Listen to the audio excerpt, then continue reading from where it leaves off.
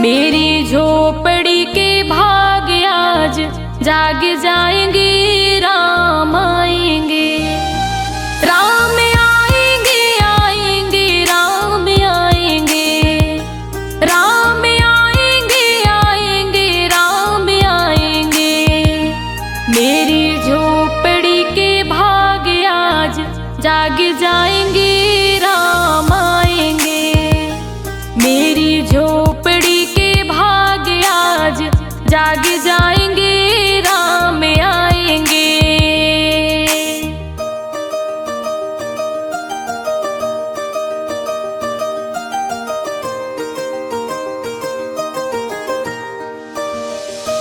राम आएंगे तो अंगना सजाऊंगी, दीप जला के दिवाली मैं मनाऊंगी।